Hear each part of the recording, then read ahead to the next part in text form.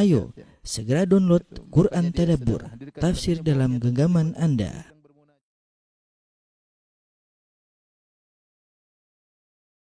Bismillahirrahmanirrahim. Assalamualaikum warahmatullahi wabarakatuh.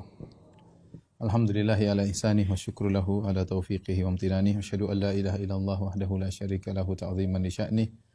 Wa asyhadu anna Muhammadan abduhu wa rasuluhu da'ila ridwanih. Allahumma salli alaihi wa ala alihi wa ashabihi wa ikhwanih. Para ikhwan, para akhwat, bapak-bapak, ibu-ibu, para pemirsa, para jamaah Masjid As-Sunnah Bintaro yang dirahmati oleh Allah Subhanahu wa taala.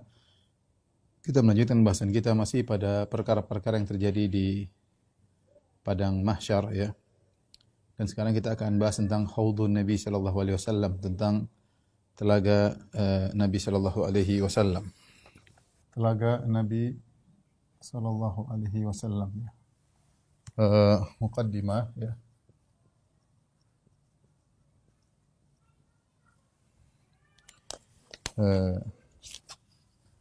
Yang pertama urgensinya ya.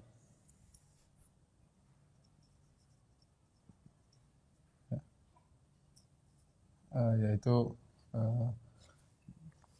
bahwasanya ketika di padang mahsyar orang-orang sangat membutuhkan air minum ya. Terutama matahari turunkan dalam jarak 1 mil ya, tudun asy-syams ala qadri mil. Matahari turun dalam 1 mil sebagaimana kita jelaskan ya. Kemudian wa yakunun nas fil araq ala qadri a'malihim. Kemudian manusia mengeluarkan keringat sesuai dengan ukuran amalan mereka. Ada yang keringatnya sampai di mata kaki, ada yang di ila rukbatai sampai di lutut, ada yang ila hakawai di pinggang, sampai ada yang yuljimul ijaman sampai di mulutnya ya. Semakin imannya semakin kurang, maka keringatnya semakin banyak. Dan manusia tidak bawa apa-apa ketika di padang mahsyar ya. Buhman. Dan Nabi sallallahu alaihi wasallam yuhsyarun nasu yaumil qiyamah uratan gurlan buhman ya. Manusia dibangkit pada hari kiamat dalam kondisi tidak berpakaian, belum disunat, buhman. Apa itu buhman? Ya, laisa ma'ahum syai', mereka tidak bawa apa-apa. Tidak ada bekal mereka bawa, tidak ada air minum yang mereka bawa. Di saat kondisi demikian, maka benar-benar orang-orang sedang membutuhkan air minum ya. Dan caranya siapa yang bisa mampir ke telaga Nabi sallallahu alaihi wasallam ya, kemudian dia minum dari telaga Nabi sallallahu alaihi wasallam, maka dia akan hilang rasa hausnya. Man syariba minhu ya lam yadhma ba'dahu abadan. Barang siapa yang minum dari telagaku, kata Nabi sallallahu alaihi wasallam, maka dia tidak akan haus selama-lamanya. Oleh karenanya para salaf dahulu ya, para salaf perhatian untuk berdoa agar bisa minum dari telaga. Agar bisa minum dari telaga Nabi sallallahu alaihi wasallam. Nabi sallallahu alaihi wasallam. Anas bin Malik radhiyallahu taala anhu, sahabat junior Anas bin Malik berkata, adraktu ajaizal Madinah. Ya, aku mendapati wanita-wanita tua kota Madinah ya. Ya. Ma yusallina salatan illa sa'alna Allah taala an yuridahunna haudha Muhammadin sallallahu alaihi wasallam. Tidaklah mereka salat satu salat pun ibu-ibu di kota Madinah kecuali mereka berdoa kepada Allah agar Allah membuat mereka bisa mendatangi telaga Nabi sallallahu alaihi wasallam. Kalau bisa datang berarti bisa minum dari telaga Nabi. Menunjukkan mereka perhatian terhadap telaga Nabi sehingga mereka berdoa setiap kali salat ya. Oleh karena kita sering mendengar para imam ketika di salat tarawih mereka berdoa ya, Allahumma asqina min haudhi nabiyyika syarbatan la nadma'u ba'daha abadan. Mereka sering berdoa, ya Allah ya, minumkanlah kami dari telaga Nabimu dengan tegukan atau minuman yang kami tidak akan haus setelah itu selama-lamanya. Jadi seorang menyempatkan diri untuk berdoa kepada Allah agar bisa mendatangi telaga Rasulullah sallallahu alaihi wasallam. Yang kedua, makna al-haud.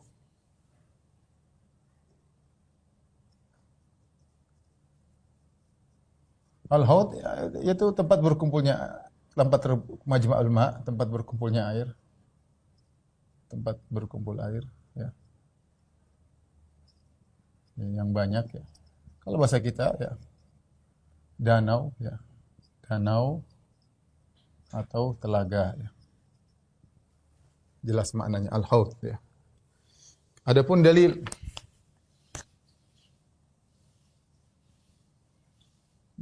adanya al-haud, ya. Dalilnya sangat banyak, yaitu hadis-hadis mutawatir, ya. Hadisnya mutawatir. Saya sering sampaikan, apa itu mutawatir? Mutawatir itu artinya secara sederhana, hadisnya diriwayatkan lebih dari 10 sahabat. Satu sahabat saja meriwayatkan, kalau sahih kita benarkan. Apalagi 2, apalagi 3, apalagi 4, apalagi 5, apalagi 10, apalagi lebih daripada itu. Bahkan Ibnu Hajar mengatakan, kata Ibnu Hajar dalam Fathul Bari, yaitu kurang lebih 50 sahabat yang meriwayatkan.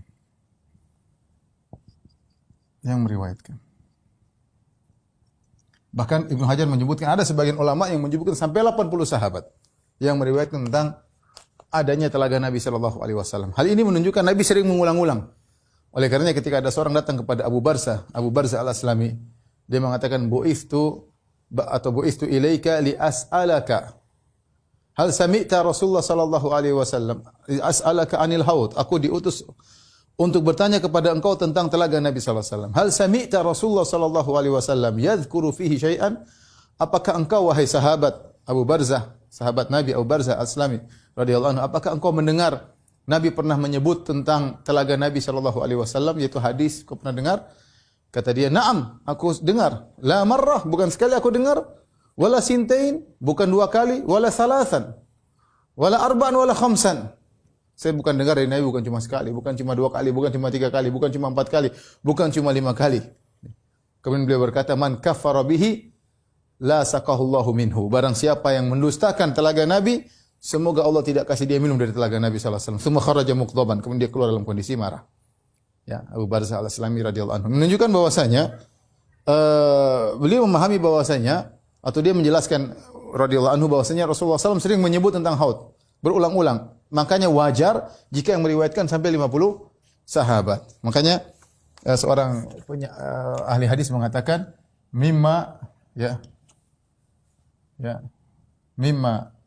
tawatara hadithu man kadzab, ya, wa man bana lillahi baitan wahtasab wa ru'yatu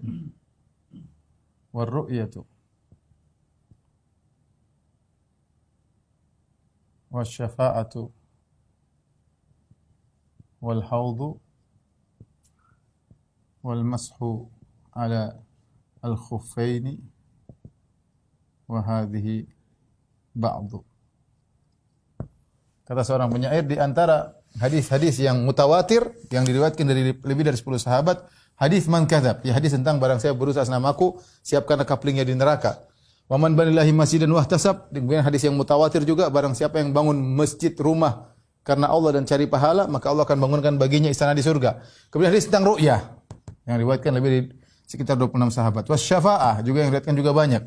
Wal haudu yang meriwayatkan kurang lebih 50 sahabat. Wal mas'al khufain ini juga sekitar 80 sahabat. Ru'ya 26 sahabat. Ini 50, ya. Ini 80. Jadi ini contoh hadis-hadis apa? Mutawatir. Oleh karenanya tidak usah diragukan tentang kesahihan hal-hal yang berkaitan dengan telaga Nabi sallallahu alaihi wasallam. Kemudian perkara berikutnya nanti akan kita sebutkan hadis-hadisnya. Berikutnya, di manakah posisi telaga Nabi sallallahu alaihi wasallam?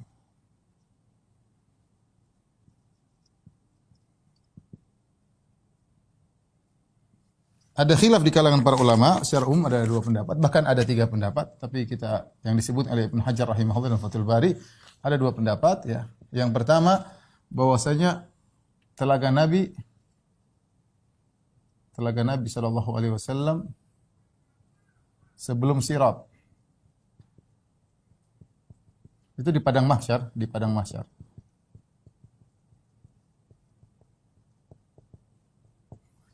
Pendapat yang kedua, telaga Nabi, dan ini adalah pendapat jumhur ulama, telaga Nabi sallallahu alaihi wasallam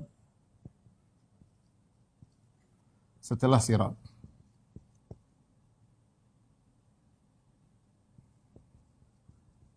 Setelah sirat. Dan ini Allah alam adalah pendapat Ibnu Hajar mengisyaratkan ini adalah pendapat Al-Bukhari. Al-Bukhari sebagaimana dipahami dari tabwibnya, ya, dari bab-bab yang disebutkan oleh Imam Al-Bukhari, dan seakan-akan Ibnu Hajar condong kepada pendapat ini. Tapi kalau ini adalah pendapat mayoritasnya. Al-Qurtubi, Al-Ghazali dan yang lainnya, mayoritas ulama. Adapun pendapat pertama mengatakan telaga Nabi sebelum sirat, karena mereka mengatakan hikmahnya, dalilnya apa? Hikmahnya untuk menghilangkan haus. Untuk menghilangkan haus. Sementara rasa haus tersebut terjadi di padang mahsyar. Yang terjadi di padang mahsyar.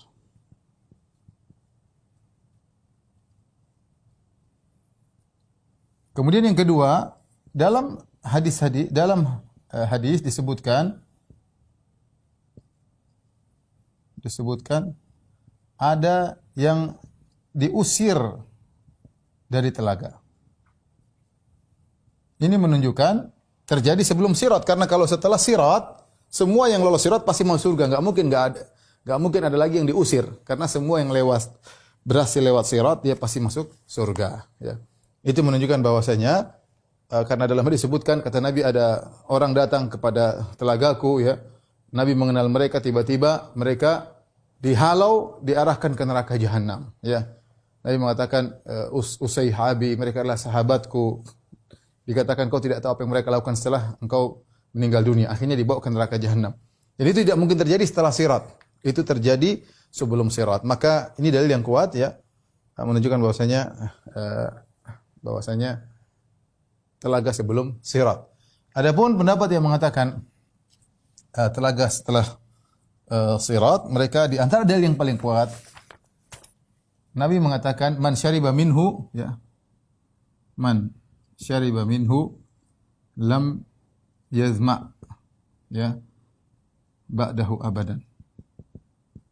Siapa yang minum tidak akan haus. Sehingga mereka mengatakan, sementara kalau letaknya di padang mahsyar, bisa jadi yang datang adalah pelaku maksiat. Umat Nabi pelaku maksiat minum, terus ternyata tidak lewat sirat. Bagaimana mereka masuk neraka? Saya ulangi. Ini sisi pendalilan, kata mereka. Nabi berkata, siapa yang minum tidak akan haus. Kalau ini lokasi telaga sebelum sirat, kita tahu kalau sudah lewat sirat pasti masuk surga. Kalau letaknya sebelum sirat, bisa jadi ada yang datang dari umat Nabi, mungkin pelaku maksiat. Karena semua umat Nabi minum kecuali orang-orang tidak dikecualikan. Yang nanti akan kita sebutkan di akhir pembahasan. Nah, kalau ada pelaku maksiat minum, padahal Nabi bilang kalau sudah minum tidak akan haus selamanya. Ternyata dia sudah minum di telaga Nabi, kemudian dia lewat sirat, kemudian dia masuk neraka, bagaimana? Ya. Maka ini juga sisi pendalilan yang kuat. Dua-dua punya dalil, namun dibantah oleh pendapat pertama mengatakan, kalaupun dia masuk neraka, maka dia akan diazab, ya, selain dari rasa haus. Selain dari rasa haus, diazab yang lain, mungkin siksaan berat, tapi kalau haus tidak. Karena Nabi mengatakan siapa yang minum tidak akan haus selamanya. Tapi ini ya dibantah lagi, siksaan apa lagi di neraka? Kalau siksaan yang paling penting adalah rasa haus, rasa lapar di neraka. Intinya saya ingin menyampaikan ada dua pendapat, ya. Syekh Utsaimin mengatakan ada telaga sebelum sirat, ada telaga setelah sirat, dan yang datang sebelum dan sesudah berbeda orangnya. Beliau ingin menjamakan dua pendapat. Sebelum ada, sesudah ada, yang datang sebelum sirat ada, kelompok manusia tertentu, setelah sirat juga ada. Kenapa di sirat? Kehausan, ya, melewati sirat itu, melewati di bawahnya ada api neraka jahanam, haus dan yang lain-lainnya. Tapi intinya ini ada khilaf di kalangan para ulama. Kemudian yang berikutnya, ya, setiap nabi punya haud. Kata Rasulullah sallallahu alaihi wasallam, "Inna likulli nabiyyin haudhan wa innahum yatabahawna ayyuhum aktsaru waridatan wa inni la arju an akuna aktsarahum waridatan. Kata Nabi SAW, setiap nabi punya telaga. Setiap nabi ada punya telaga. Ya, masing-masing umatnya butuh kehausan ketika itu. Nabi Isa punya, Nabi Musa punya, Nabi Nuh punya, masing-masing punya telaga. Ya. Wa innahum yatabahun, dan mereka berbangga, senang. Di antara mereka siapa yang ayyuhum aktsaru warida, siapa yang paling banyak pengunjungnya telaga tersebut. Kemudian kata Nabi, wa innila arju, dan aku berharap an akuna aktsarahum warid, aku berharap telagaku lah yang paling banyak orang yang datang. Dan insyaallah demikian ya, karena telaga Nabi yang lebih spesial daripada yang lainnya ya. Lebih spesial daripada yang lainnya. Nabi SAW berkata, ana faratukum alal haud. Ya. Aku menunggu kalian di telagaku.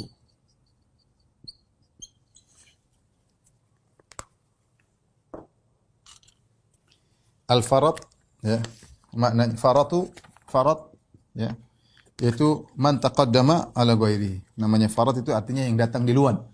Datang duluan kemudian menunggu siap-siap. Jadi Nabi duluan tiba di haud dan Nabi menunggu umatnya yang datang, maka Nabi kalau dari umatnya Nabi terima ya. Kata Nabi SAW, wa inni la adhudu ar-rijal an haudhi ya kama yadhudhu ar-rajulu al-ibil al-ghariba an haudhihi. Sungguhnya aku akan menolak orang-orang yang mau datang ke telagaku kalau bukan dari umatku, sebagaimana seorang menolak onta yang asing dari tempat minumnya. Kalau ini bukan onta saya, jangan ke sini. Ini onta lain, pergi ke sana. Ya. Nabi mengusir orang yang mau datang ke telaga Nabi dari umat Nabi yang lain, Nabi tidak terima. Hanya dari umat Nabi yang Nabi terima. Kemudian sahabat berkata, hal ta'rifuna ya Rasulullah? Apakah kau mengenal kami? Apakah anda mengenal kami pada hari kiamat? Kata Nabi SAW, iya. Ya. Dari apa? Innakum ya akan datang pada hari kiamat gurran muhajjalina min atharil wudu. Aku mengenal kalian dengan apa? Cahaya di wajah kalian, di tangan kalian, di kaki kalian karena bekas wudu ya. Taib tolong dihapus.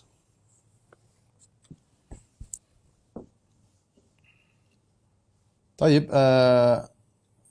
para ikhwan dan akhwat, para jemaah Masjid As-Sunnah yang dirahmati Allah Subhanahu wa taala.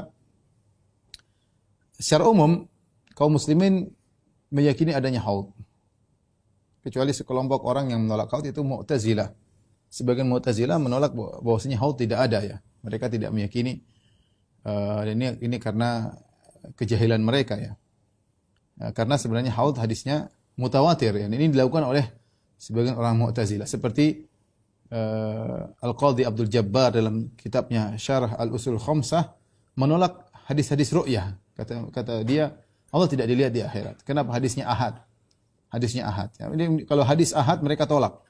Perawinya cuma 2, 3, 5 kita enggak terima. Harusnya perawinya 10 lebih. Ya. Padahal kita ahlu sunnah wal jamaah satu perawi saja. Sahabat yang meriwayatkan satu sahabat saja. Tetapi dia siqah dan hadisnya sahih, maka kita terima. Apalagi 5, apalagi 10, apalagi lebih. Dan ternyata hadis tentang haudun Nabi SAW, tentang telaga Nabi SAW adalah mutawatir. 50 sahabat yang meriwayatkan atau lebih. Kita khawatir orang seperti ini yang menolak telaga Nabi SAW, mereka tidak akan minum dari telaga Nabi SAW. Sebagaimana tadi perkataan Abu Barzah radhiyallahu taala anhu, man kadzdzaba bihi ya fala saqahu Allahu min. Barang siapa mendustakan tentang telaga Nabi SAW, maka semoga Allah tidak memberikan minum dari telaga tersebut. Baik, sekarang kita akan bahas tentang sifat telaga Nabi sallallahu alaihi wasallam.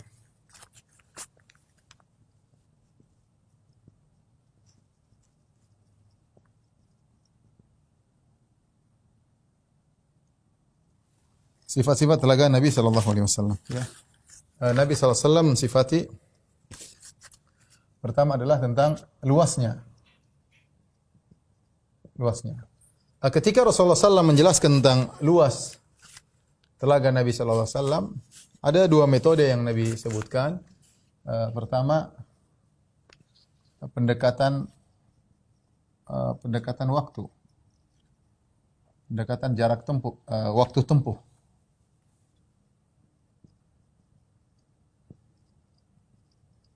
Yang kedua, pendekatan jarak tempuh.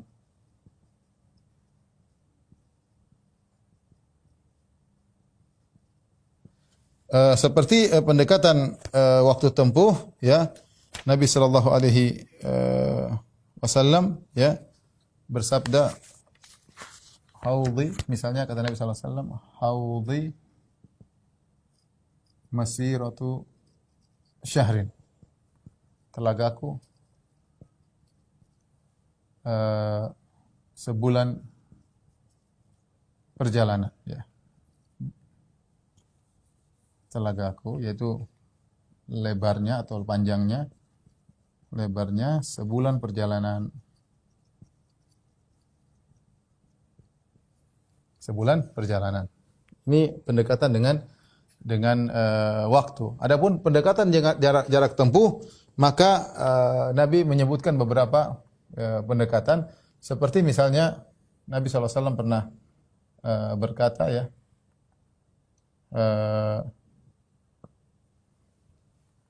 bahwasanya lebar dari telaga seperti jarak antara Amman dengan Ailah. Amman ini Yordan, ya. Yordan. Ini satu kota di daerah Syam, ya. Dalam satu riwayat ini mengatakan antara Amman dengan Ailah, ya. Kemudian dalam riwayat yang lain, Nabi sallallahu alaihi wasallam mengatakan Ailah dari ila Son'a. Ailah ila Son'a. Ini di Syam. Son'a Yaman. Perhatikan. Di Syam, Ailah, Son'a di Yaman. Dalam riwayat yang lain, Nabi sallallahu alaihi wasallam mengatakan Al-Madinah Son'a. Al-Madinah Al-Munawwarah ke Son'a. Ya, ini Madinah ma'ruf, Son'a Yaman. Madinah Saudi, ya. Hijaz, Son'a di Yaman.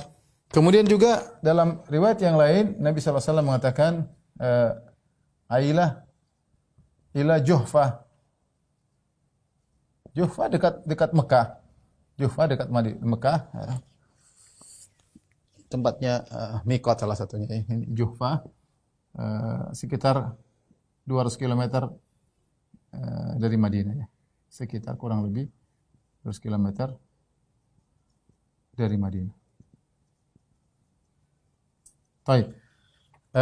Kemudian Nabi SAW mengatakan tentang bentuknya, kata Nabi SAW,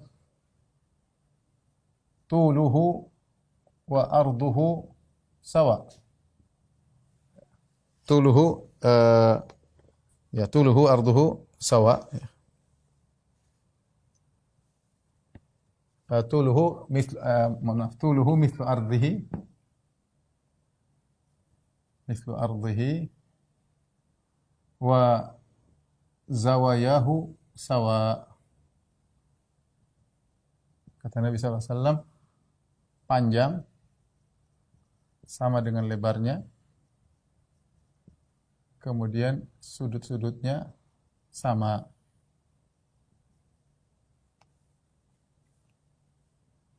Pojok-pojoknya sama. Taib. Ketika Nabi mengatakan tuluhu mithlu ardihi, panjang seperti lebarnya, zawayahu sawa, sudutnya sama, maka ada yang berpendapat bahwasanya telaga Nabi berbentuk bujur sangkar, ya, karena panjang lebarnya sama. Sebagian berpendapat berarti telaga Nabi bulat karena zawayahu sawa, sudut-sudutnya sama semua, berarti dia bulat. Wallahu alam bisawab, ya.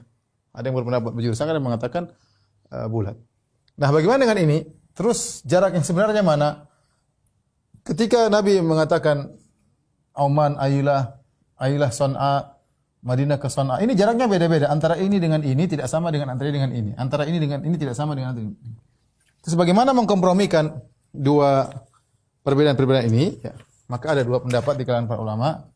Khilaf, dua pendapat. Yang pertama mengatakan maksud Nabi adalah hanya pendekatan. Maksud Nabi SAW hanyalah pendekatan.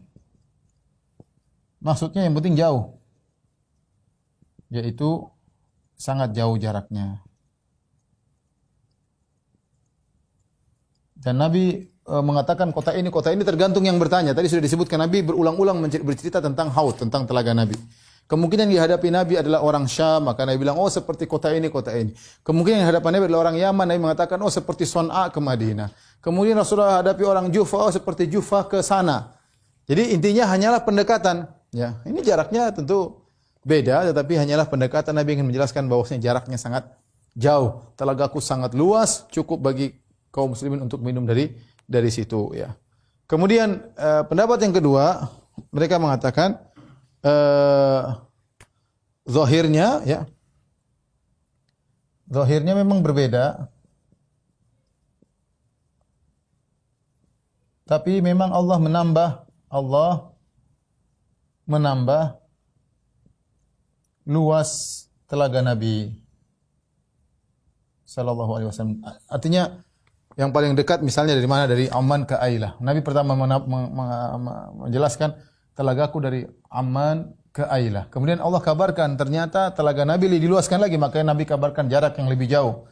Dikabarkan lagi Nabi jarak yang lebih jauh lagi, seperti dari Ailah ke Son'a, ini sangat jauh ya. Ailah ke Son'a. Karena Ailah di ujung Madinah sana di Syam, Son'a di bawah di selatan jauh. Jadi jarak yang paling jauh ya. Ini jarak yang paling jauh. Jadi dan dalam sebagian riwayat diisyaratkan ya. Wasa Allah melebarkan. Jadi Nabi menjelaskan berdasarkan kondisi Haud yang sekarang ya. Mungkin dilebarkan lagi oleh Allah Subhanahu wa taala. Sebagaimana surga kata para ulama tidak pada satu posisi ya, ditambah lagi oleh Allah, tambah surga yang ditempati oleh Nabi Adam alaihissalam sekarang sudah berubah dari yang ditempati oleh Nabi Adam alaihissalam. Ya, sama-sama surganya tapi mungkin Allah perluas, mungkin Allah tambah isinya ya. Wallahu alam bisawab, tapi intinya ada perubahan ya. Taib, adapun sifat-sifatnya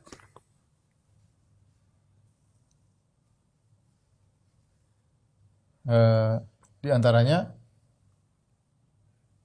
warnanya. Apa kata Nabi sallallahu alaihi wasallam? Ashaddu launuhu ashaddu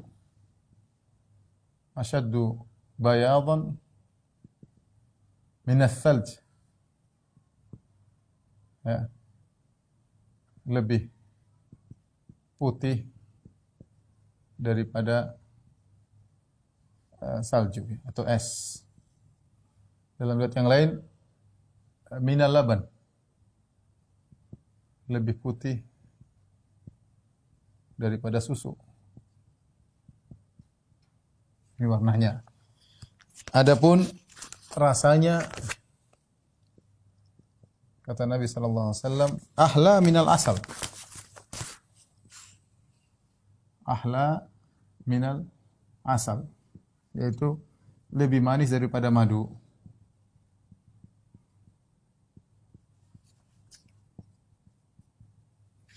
Kemudian aromanya ya.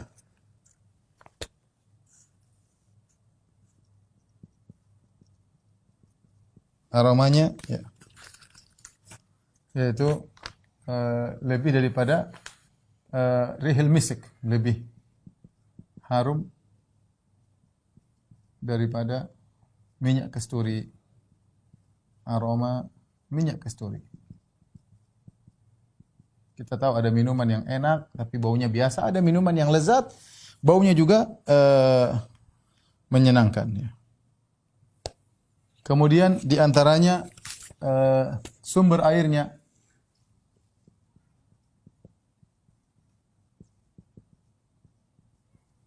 Kata Nabi sallallahu alaihi wasallam, yaghuttu fihi yagutu fihi ya mizabani yumiddanihi minal jannah ahaduhuma minal dhahab wal akhar minal fiddah. Kata Nabi SAW, yaghuttu fihi, yaitu mengalir dengan kencang. Yaghuttu itu mengalir dengan deras. Airnya deras sekali ya. Ini artinya mengalir dengan deras. Tercurahkan ya, tercurahkan dengan deras.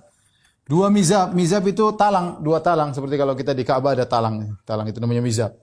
Talang tersebut dari surga. Satu talang terbuat dari perak, satu talang terbuat dari emas. Dari mana sumber air? Disebutkan bahwasanya sumber airnya dari sungai Al-Kautsar. Ya. Dari mana? Dari minal jannah dari surga. Surga yaitu dari sungai Al-Kautsar, dari sungai atau telaga Al-Kautsar. Al-Kautsar. Sebagaimana Nabi dikatakan inna a'tainakal kautsar, kami telah mengandungkan kepada engkau al-kautsar. Jadi rupanya telaga Nabi itu sumber airnya dari surga. Entah bagaimana urusan Allah Subhanahu wa taala. Kemudian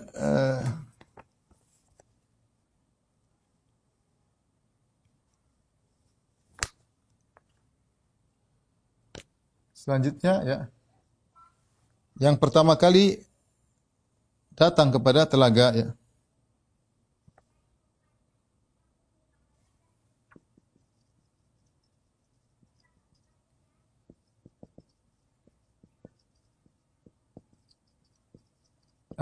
Yang pertama kali datang dari minum dari telaga adalah fuqara'ul muhajirin ya. Siapa? Fuqara'ul muhajirin. Orang-orang miskin di kalangan al-muhajirin. Kata Nabi sallallahu alaihi wasallam, awalun nasi alaihi urudan fuqara al-muhajirin. Asy'ath ru'usan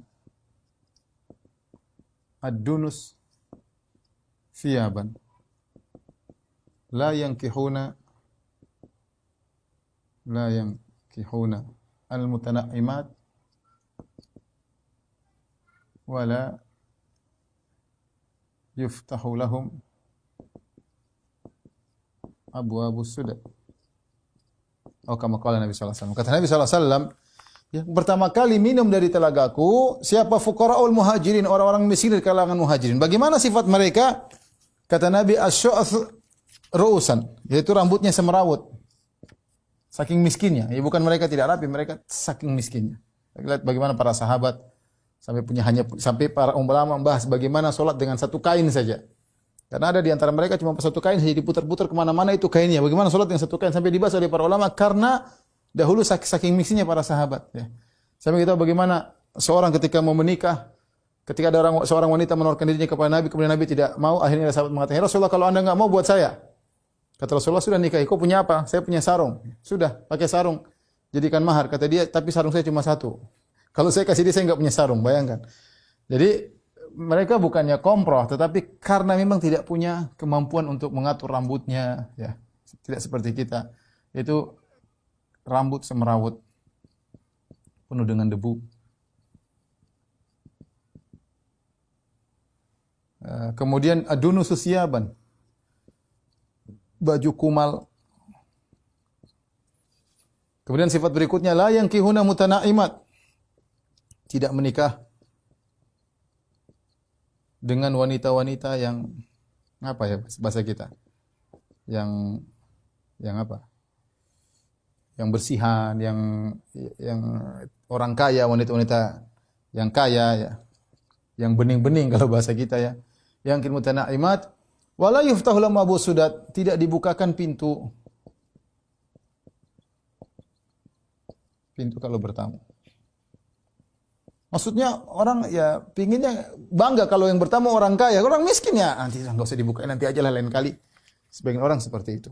Artinya mereka ini adalah orang-orang yang sulit, bayangkan. Fuqara al-muhajirin, ya. Mereka tidak punya rumah sampai tinggal di sufa, ya. Namanya sufa, sering masuk angin sehingga baju mereka sering kuning, cepat sekali kuning, kotor, rambut mereka kena debu. Miskin mau diapain? Tapi mereka berhijrah meninggalkan harta mereka di Mekah dan mereka meninggalkan kerjaan mereka di Mekah, meninggalkan tanah air mereka di Mekah karena Allah Subhanahu wa taala. Tapi begini ujian yang mereka dapatkan.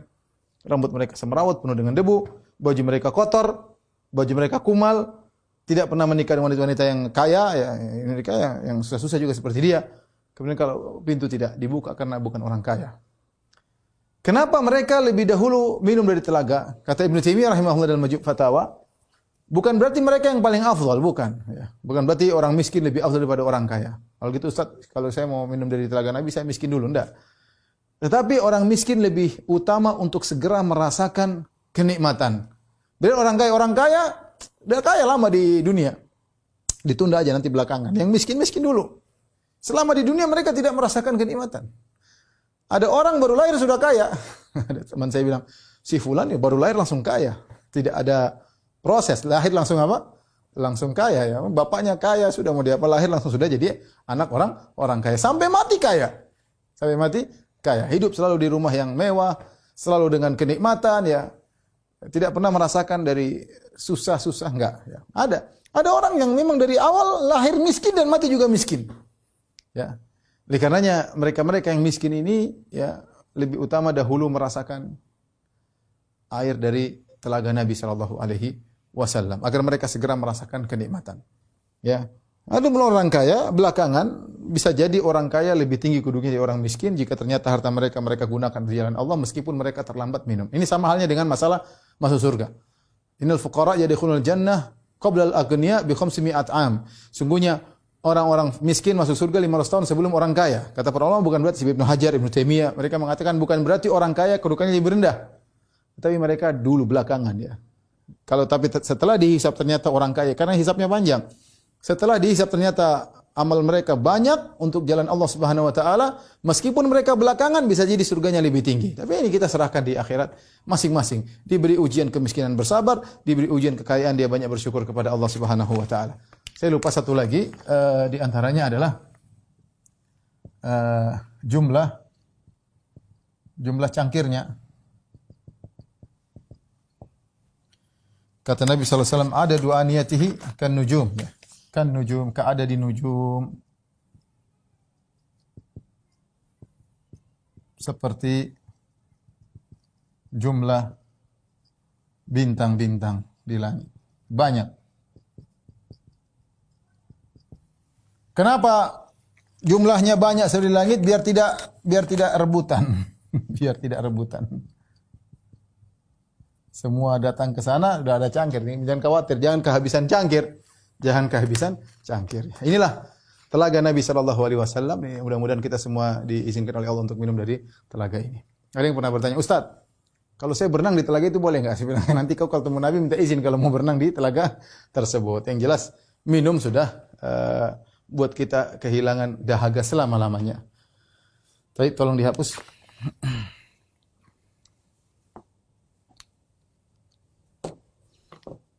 Taib, sekarang kita bahas pada pembahasan inti, siapakah orang-orang yang diusir dari telaga Nabi sallallahu alaihi wasallam. Ya, siapakah orang diusir dari telaga Nabi sallallahu alaihi wasallam? Saya akan bacakan hadis-hadis ya di mana ada sekelompok orang diusir dari telaga Nabi sallallahu alaihi wasallam, ya. Di antaranya Rasulullah SAW bersabda dari hadis Ibnu Mas'ud, "Ana faratukum 'alal haud." Aku menanti kalian di telaga. La yurfa'anna ilayya rijalun minkum. Akan ditampakkan kepadaku ada sekelompok orang, rijal itu beberapa orang dari kalian. Hatta idza ahwaitu ilaihim liunawilahum ukhtuli juduni. Ketika aku datang ingin menyambut mereka, tiba-tiba mereka diambil dariku, cabut dariku. Ya. Fa aqulu, aku berkata, Rabbi ashabi, ya Rabb itu sahabatku. Fa yuqal, dalam riwayat dikatakan malaikat yang berkata, innaka la tadri ma ahdatsu ba'dak. Kau tidak tahu apa yang mereka lakukan, mereka ada-adakan setelah engkau meninggal dunia. Mereka berbuat bid'ah. Ahdatsu itu berbuat perkara baru dalam agama setelah kau meninggal. Kau tidak tahu. Dalam hadis yang lain dari Anas bin Malik radhiyallahu taala anhu, Kata Nabi SAW, la yaridanna alal haudi rijalun mimman sahabani. Ya, akan datang kepada telagaku sekelompok orang, ya, dari orang-orang yang pernah bersahabat denganku di dunia, yang pernah berkenalan denganku, sahabani. Hatta idza ra'aitum, tatkala aku sudah melihat mereka, wa rafa'u ilayya, kemudian diangkat kepadaku, ukhtuli juduni, maka mereka dicabut dariku. Nabi mau cabut, mau nyambut, ditarik. Fala aqulanna, aku berkata, Rabbi, ya Rabbku, usayhabi, sahabat-sahabatku, artinya sedikit, jumlah mereka tidak banyak. Fal yuqalanna li innaka la tadri ma ahdatsu ba'da, kau tidak tahu apa yang mereka lakukan setelah. Ini yang dalam riwayat yang lain, ya, dari hadis Sahal bin Sa'ad radhiyallahu taala anhu, ya, wala yaridanna alayya aqwamun a'rifuhum wa ya'rifuni, akan datang kepadaku suatu kaum yang mereka aku kenal mereka dan mereka mengenalku. Tsumma yuhalu baini wa bainum, kemudian aku dihalangi antara aku dengan mereka. Ya. Kemudian Rasulullah sallallahu berkata, fa innahum minni, mereka dariku. Fa yuqal innaka la tadri ma ahdatsu ba'da, kau tidak tahu apa yang mereka lakukan sepeninggalmu. Suhqan liman baddala ba'di, kata Nabi, celaka jauh orang yang mengadakan perubahan setelah meninggalku, ya. Dalam riwayat yang lain, ya, kata Nabi, ya Rabbi ashabi, ya Rasul, ya Rabbku itu sahabatku. Fayaqul, maka Allah berkata, innahu la ilma laka bima ahdatsu ba'da, kau tidak punya ilmu tentang apa yang mereka kerjakan setelah kau meninggal. Innahum irtaddu, mereka telah murtad. Ala adbarihim al-qahqari, mereka murtad kembali ke belakang. Ya.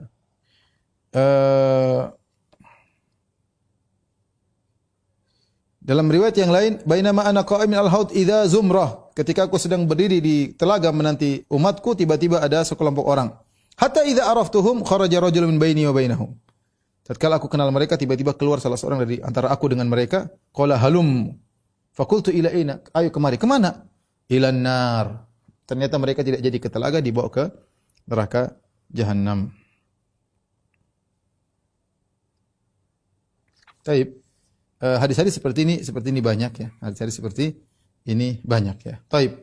Oleh karena itu para ulama membahas, di antaranya Al-Qurtubi rahimahullah dalam kitabnya Tazkirah, dan sebelumnya dibahas oleh Ibnu Abdul Bar dalam kitabnya Tamhid dan Al-Istidhkar. Nanti saya akan nukil insyaallah perkataan kedua ulama ini, ya. Dan kemudian ulama belakangan mengikuti mereka, ya. Yang terhalang dari telaga. Yang terusir, ya.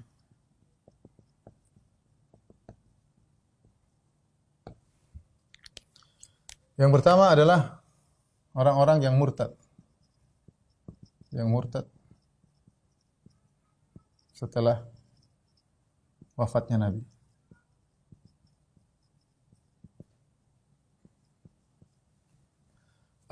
Kemudian yang kedua adalah para pelaku bid'ah. Pelaku bid'ah ini ada yang bagi dua, ya. Bid'ah akidah, ya, dicontohkan oleh para ulama seperti Khawarij, kemudian Rafidhah Syiah dengan berbagai macam modelnya, kemudian Mu'tazilah, kemudian pelaku bid'ah secara umum.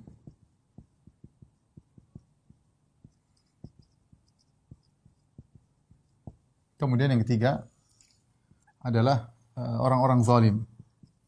Orang-orang yang zalimnya berlebihan. Mereka, para ulama sebutkan, seperti para penguasa yang zalim. Seperti para penguasa yang zalim.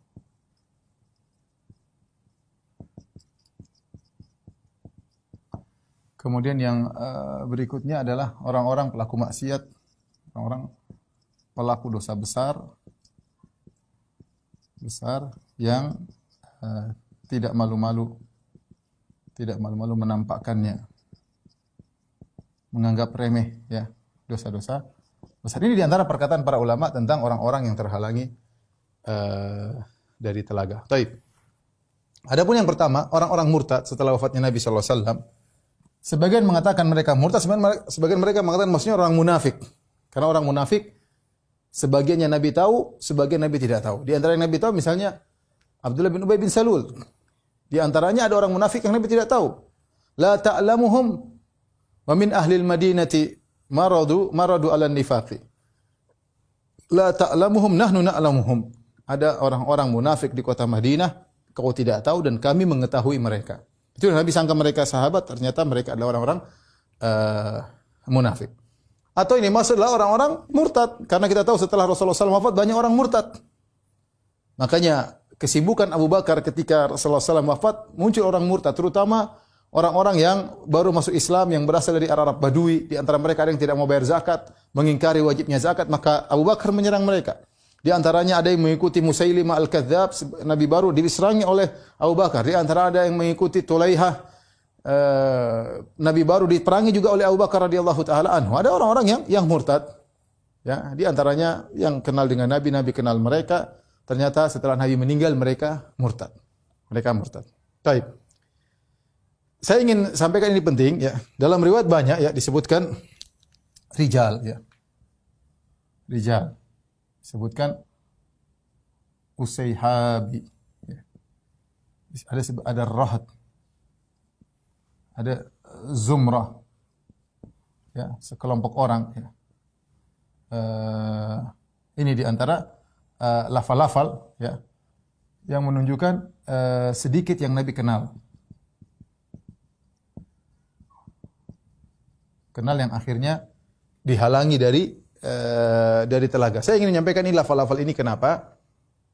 Karena orang-orang Syiah mereka berdalil dengan hadis ini, hadis telaga. Kata mereka orang Syiah, hadis-hadis menunjukkan sahabat murtad. Semuanya murtad kecuali 4 orang kata mereka. Siapa yang tidak murtad? Ammar bin Yasir. Kemudian Al-Miqdad bin Al-Aswad ya. Kemudian mereka sebutkan lagi yang intinya ada yang paling banter, mereka mengatakan cuma 19 orang yang tidak murtad. Ini Syiah yang paling baik, 19 orang yang tidak murtad. Yang lain ada yang lebih parah, cuma 4 orang yang tidak murtad. Yang lain semua murtad ya. Dalil mereka hadis-hadis ini, hadis-hadis telaga. Kita bantah. Bantahan pertama kita bantah orang Syiah, kita katakan apa? Yang pertama, gimana ente mau meriwayatkan hadis-hadis ini yang meriwayatkan orang-orang yang ente murtadkan, hai orang Syiah. Ente murtadkan mereka, yang ngapain ente terima hadisnya? Ini 50 orang sahabat yang meriwayatkan hadis ini dianggap murtad oleh mereka. Kenapa kalian terima hadisnya kalau memang dianggap murtad oleh kalian? Yang kedua, disebutkan lafal-lafalnya bukan berarti jumlah yang banyak ya. Nabi mengatakan aku kenal mereka. Mereka kenal aku ya, tapi tidak disebutkan bahwa jumlah mereka sangat banyak ya. Dan kita tahu bahwasanya di zaman Nabi setelah Nabi wafat yang murtad banyak, tapi bukan Muhajirin, bukan Ansor. Bukan Muhajirin, bukan Ansor, tapi orang Badui yang datang dari Bani Hanifah, yang datang dari mana ya. Dan mereka Nabi sempat ketemu mereka, Nabi kenal mereka. Dan Nabi nyambut mereka tatkala Amul Wufud, tatkala tahun 9 Hijriah. Bukan sahabat-sahabat yang Muhajirin yang kemudian berhijrah, kaum Ansar yang berjuang mengorbankan jiwa raga mereka, kemudian Nabi meninggal, kemudian mereka murtad ya. Ini hanya omong kosongnya orang-orang Syiah. Jadi kita katakan bahwasanya benar ada yang murtad ya.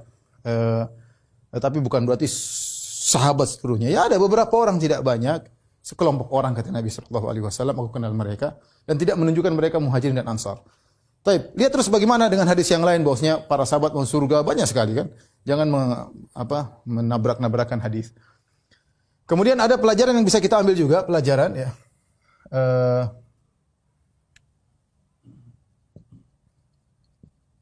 Nabi tidak tahu apa yang terjadi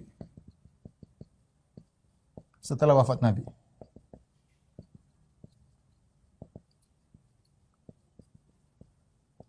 Nabi dikatakan kepada Nabi, innaka la tadri ma ahdatsu ba'da. Kau tidak tahu apa yang mereka ada-adakan setelah kau meninggal ya Rasulullah. Berarti Nabi tidak tahu. Kita bilang Nabi saja masih hidup, banyak hal dia tidak tahu. Ya, terlalu banyak kita belajar sirah. Nabi kirim mata-mata, istrinya kalungnya hilang Nabi tidak tahu, istrinya ketinggalan Nabi tidak tahu. Banyak hal yang menunjukkan Nabi tidak tahu kalau tidak dikasih tahu oleh Allah Subhanahu wa taala. Apalagi Nabi sudah meninggal dunia. Dan ini nasnya jelas. Ya Allah, ya Rabb, itu sahabatku, aku kenal mereka. Araftuhum, aku kenal mereka. Hum minni, mereka dariku ya Allah. Kata Allah, innaka la tadri ma ahdatsu ba'dak. Kau tidak tahu apa yang mereka lakukan setelah kau meninggal. Ini nas yang nyata. Dan ini bantahan kepada orang yang mengatakan bahwasanya Nabi tahu semua kondisi umatnya. Nabi keluar dari kuburan ikut acara ini, acara anu, acara ini, acara anu. Nabi mengunjungi Syekh Fulan di Yaman, kuburannya kosong, Nabi ketemu siapa, ketemu siapa. Kalau Nabi ikut berita, nonton berita, Nabi tahu kondisi semua. Sementara ini jelas Allah mengatakan kau tidak tahu apa yang mereka lakukan. Itu saja yang Nabi kenal. Nabi baru meninggal, Nabi tidak tahu apa yang mereka lakukan. Bagaimana lagi dengan tahun 2020, Nabi tahu kondisi kita. Ya. Maksudnya kemudian bilang Nabi keluar ikut acara. Makanya Asy-Syaukani dalam kitabnya Risalatun fil Maulid, dia bilang aneh orang meyakini bahwasanya Nabi hadir dalam acara Maulid, keluar dari kuburan. Berarti Nabi tahu kondisi semua. Terus hadis ini bagaimana? Ini hadis mutawatir. Nabi dikatakan kau tidak tahu apa yang mereka lakukan setelah engkau meninggal dunia. Jangankan Nabi Isa alaihissalam diangkat oleh Allah Subhanahu wa taala, dia tidak tahu apa yang dilakukan oleh umatnya. Allah berkata, "Anta qulta lin-nasi ittakhidhuni wa ummi ilahina min dunillah." Qalu subhanaka ma yakun li an aqula ma yakun li ma yanbaghi an aqula ma laysa li illa bil haqq. In kuntu qultuhu, kata Nabi Isa, in kuntu qultu faqad alimta. Ya wahai Isa, apakah kau menyuruh umatmu untuk menjadikan kamu dan ibumu sebagai Tuhan-Tuhan selain Allah? Kata Nabi Isa, tidak ya Allah. Aku tidak mengatakan kecuali yang benar ya. In kuntu qultuhu, kalau aku pernah ngomong begitu, faqad alimtah, kau pasti tahu ya Allah. Ya. Wa kuntu alaihim syahidan ma dumtu fihim, aku dulu bersama mereka ketika aku tahu apa yang mereka lakukan ketika aku bersama mereka. Falamma tawaffaitani, tatkala kau angkat aku, kunta antar raqiba alaihim, kau yang lebih tahu tentang mereka ya Allah. Aku tidak tahu apa-apa lagi. Kau sudah angkat, selesai, aku tidak tahu. Nabi Isa yang belum meninggal masih di langit tidak tahu apa yang dilakukan oleh orang Nasara. Ya, ternyata mereka setelah itu merubah ajaran Nabi Isa, kemudian ternyata Nabi Isa diangkat menjadi Tuhan, ibunya diangkat jadi Tuhan dan yang lain-lain. Apalagi Nabi SAW sudah meninggal juga tidak tahu ya. Baik. Yang berikutnya para pelaku bid'ah. Ini semua tiga ini ya. Kenapa ada poin ini semua? Dari mana istimbatnya? Dari lafal ahdatsu, mengada-ngadakan. Kemudian baddalu, merubah-rubah. Jadi anggap orang-orang yang mengada-ngadakan merubah-rubah ini tiga kelompok ini. Pelaku bid'ah, jelas ahdatsu, orang zalim berlebihan, mereka yang merubah agama umat. Pelaku dosa, mereka juga merubah aturan-aturan agama. Saya bacakan perkataan Ibn Abdul Bar rahimahullahu taala dalam kitabnya Tamhid dan juga Al-Istizkar. Beliau berkata, "Wa kullu man ahdatsa fid din ma la yardahu Allah wa lam ya'dzan bihi Allah." Semua orang melakukan bid'ah dalam agama yang Allah tidak ridhai, Allah tidak izinkan, fa huwa minal matrudin anil haud. Maka dia termasuk orang terusir dari telaga. Al-muba'adin anhu, yang terjauhkan dari telaga. Wallahu a'lam. Wa asyadduhum tardan, yang paling terusir, man khalafa jama'atal muslimin, yaitu orang yang menyelisih jamaah kaum muslimin. Wa faraka sabilahum, dan meninggalkan jalan mereka. Mithl khawarij, seperti orang khawarij. Al-ikhtilafi fi raqiha, dengan berbagai macam model firqah-firqahnya. War rawafid ala tabayyun dhalaliha, demikian juga kelompok-kelompok Syiah dengan berbagai macam kesesatan mereka. Wal mu'tazilati ala asnafi ahwaiha, demikian juga Mu'tazilah dengan berbagai macam model hawa nafsu mereka untuk menolak-nolak ayat. Faula'i kulluhum yubaddilun, mereka semuanya telah merubah. Kemudian ini yang pertama, ahlul bidah. Ya, ada pelaku bidah secara umum, ada pelaku bidah akidah yang berbahaya. Ini yang lebih parah, yang ini dikhawatirkan. Kemudian setelah itu beliau berkata, wa kadzalika dzalamatul musrifun, demikian juga orang zalim yang berlebih-lebihan fil jawr wa dzulm, berlebih-lebihan dalam perbuatan kezaliman. Wa tamtisil haq, berlebih-lebihan dalam menghilangkan kebenaran. Wa qatli ahlihi, berlebih-lebihan dalam membunuh ahlul haq. Wa idlalihi, menghinakan ahlul haq. Ya. Wal mu'linuna bil kabair, yang berikutnya yang keempat, al mu'linuna bil kabair, al mustakhifuna bil ma'asi, orang-orang yang terang-terangan melakukan dosa besar, minum khamar terang-terangan, berzina terang-terangan, riba terang-terangan, mereka enggak peduli. Al mustakhifuna bil ma'asi, bangga atau meremehkan maksiat, apa sih maksiat. Kemudian beliau berkata, wa jami'u ahli zaighi wal ahwali wal bid'ah kullun haula yukhafu alaihim, dan seluruh orang yang menyimpang, seluruh pelaku bid'ah, semuanya dikhawatirkan ayyakunu unu bihadzal khabar, dikhawatirkan mereka masuk dalam khabar ini. Kemudian dalam kitabnya Al-Istizkar, beliau menjelaskan tentang zalim. Siapa orang zalim yang berlebih-lebihan? Kata beliau, wa kadzalika dzalamatul musrifun fil jawr wadh dhulm wa tamtisil haqq wa qatl ahli wa idzalim kulluhum mubaddilun yadhharu ala yadayhi min taghyiri sunanil Islam. Orang-orang zalim berlebih-lebihan yang menghapus kebenaran, yang membunuh ahlul haq, yang menghinakan ahlul haq, mereka semuanya perubah, mubaddil. Ya. Yang nampak dari tangan mereka karena mereka merubah min taghyiri sunanil Islam amrun azim. Mereka rubah aturan-aturan Islam, muncul perkara yang dahsyat. Fannasu ala dinil muluk, perhatikan kata dia. Orang-orang mengikuti, masyarakat, rakyat mengikuti agama raja-raja. Wa rahimahullah Ibnu Mubarak, semoga Allah merahmati Ibnu Mubarak. Fa innahul qail, dia yang pernah berkata, wa hal baddala ad-dina illa al-muluk wa ahbaru su'in wa ruhbanuha.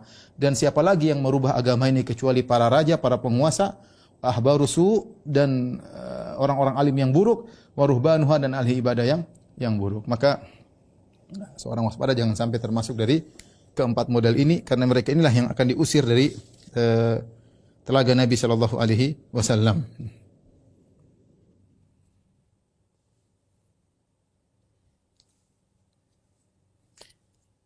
Tentu berbeda antara tingkatan bid'ah yang satu dengan yang lainnya. Makanya Al-Qurtubi dalam kitabnya Tazkirah, beliau berkata, "Tsummal bu'du qad yakunu fi hal wa yuqarrabuna ba'da al-maghfirah in kana tabdil fil a'mal."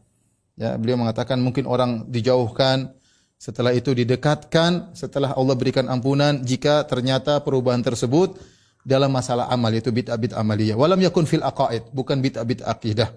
Jadi Al-Qurtubi membedakan antara bid'ah akidah dengan bid'ah amal, dua-duanya terancam. Yang paling terancam adalah orang yang melakukan bid'ah akidah, ya bicara tentang akidah seenaknya, dicontohkan adalah Khawarij, Rafidhah dan Mu'tazilah. Inilah orang-orang yang terusir. Terus bagaimana cara kita untuk bisa minum dari telaga Nabi? Ya. Agar bisa, terakhir kita bahas ini, agar bisa minum dari telaga Nabi. Perhatikan, yang pertama adalah menjaga salat, yaitu menjaga wudu. Menjaga salat yang konsekuensinya jaga wudu. Sering berwudu. Sering berwudu. Tadi kan disebutkan kita dikenal oleh Nabi, umatnya dikenal oleh Nabi dengan wudu, sering berwudu. Kemudian sabar terhadap penguasa yang zalim. Dalam hadis kata Nabi sallallahu alaihi wasallam, sayakunu ba'di innakum satarawna ba'di atharatan syadidah fasbiru hatta talqaw Allah war Rasul alal haud. Perhatikan sini, ini penting ikhwan. Kata Nabi, sungguhnya kalian akan melihat setelahku asaratan syadidah. Apa itu asarah? Asarah itu penguasa yang dia ambil harta buat dirinya sendiri. Bahkan bukan cuma asrah, kata Nabi, asaratan syadidah, itu ambil harta buat kepentingan pribadinya. Rakyat tidak diperhatikan untuk kepentingan pribadinya, kepentingan istrinya, kepentingan keluarganya, ponakannya, mbahnya, neneknya, semuanya dia perhatikan. Rakyat tidak diperhatikan. Apakah akan adakah penguasa seperti itu? Ada, Nabi bilang. Terus kita mau bagaimana? Kata Nabi, fasbiru, sabarlah. Hatta talqallah, sampai kau bertemu dengan Allah war Rasul alal haud, bertemu dengan Nabi di telaga. Jadi bersabar dengan penguasa yang zalim, jangan sampai kemudian memberontak dan yang lainnya, ya. Maka menimbulkan kemudaratan yang lebih besar, ya. Masing-masing punya tanggung jawab. Kita punya tanggung jawab akan ditanya oleh Allah, mereka orang penguasa juga punya tanggung jawab masing-masing, ya. Ya. Taib. Yang berikutnya tidak di antaranya tidak menolong kezaliman. Kezaliman yang dilakukan penguasa. Kalau kita sabar bukan berarti kita membenarkan semua kesalahan yang dilakukan oleh penguasa. Kalau kita tahu salah, ya sudah, kita jangan ikut-ikutan. Kalau tahu kita benar, maka kita dukung. Seperti itu yang baik. Kalau penguasa menyuruh kita kebaikan, maka kita ikuti. Kalau ternyata yang disuruh adalah penyimpangan, maka tidak boleh kita taat. La ta'ata li makhluqin fi ma'siyatil khaliq. Tidak ada ketaatan kepada makhluk dalam rangka bermaksiat kepada Allah. Tapi bukan berarti kalau tidak taat kemudian memberontak, karena kita bisa terjebak dalam syubhatnya orang-orang Khawarij. Nabi SAW bersabda dalam hadis Ka'ab bin Ujrah, ya, a'adzakallah min imaratis sufaha. Semoga Allah melindungi engkau dari kepemimpinan yang orang-orang bodoh, ya, kepemimpinan orang-orang bodoh. Maka ditanya kepada Nabi SAW, "Ma imaratus sufaha?" Siapakah orang-orang yang kepemimpinan orang-orang yang bodoh tersebut? Maka Nabi sallallahu alaihi wasallam berkata, "Umara yakununa ba'di." Akan ada penguasa-penguasa setelahku. La yaqtaduna bihadi. Mereka tidak mengikuti petunjukku. Wala yastanuna bisunnati. Mereka tidak mengikuti sunnahku. Faman saddaqahum bikadzibihim. Barang siapa yang membenarkan kedustaan-kedustaan mereka, wa anahum ala zulmihim, dan mereka membantu penguasa-penguasa tersebut dalam kezalimannya, faulaika laisu minni, maka mereka bukan dari golonganku. Walastu minhum, aku bukan dari golongan mereka. Wala yaridu alayyal haud, dan mereka tidak akan datang ke telagaku. Wa man lam yusaddiqhum, barang siapa tidak membenarkan mereka bikadzib, tidak mengaminkan semua apa yang diucapkan, wa lam yu'inhum ala zulmihim, dan tidak membantu mereka dalam kezaliman, faulaika minni wa ana minhum, maka mereka dari golonganku dan aku dari mereka, wa sayaridu alayya haudhi, dan mereka akan datang kepada telagaku. Jadi intinya para ikhwan dan akhwat rahmatillah subhanahu wa taala, kalau kita bertemu dengan penguasa yang zalim, maka kalau ingin minum dari telaga bersabar, ya. Tapi bukan berarti ketika kita bersabar akhirnya kita membenarkan semua keputusan penguasa, karena bisa jadi keputusan penguasa ada yang benar, ada yang salah. Kalau benar kita dukung, kalau salah jangan ikut-ikutan. Kita diam, jangan mengaminkan, jangan ikut-ikutan, ya. Karena tidak boleh kita membenarkan kesalahan-kesalahan, ya. Dan sisi tidak boleh juga kita memberontak. Rasulullah suruh sabar, maka ahlu sunnah menggabungkan di antara keduanya, ya. Bukan kemudian ada kekacauan kemudian kita memberontak, ini tentu tidak benar, akan timbul kemudaratan yang lebih besar. Demikian Allah taala alam bisawab, apa yang saya sampaikan pada kesempatan kali ini, ya.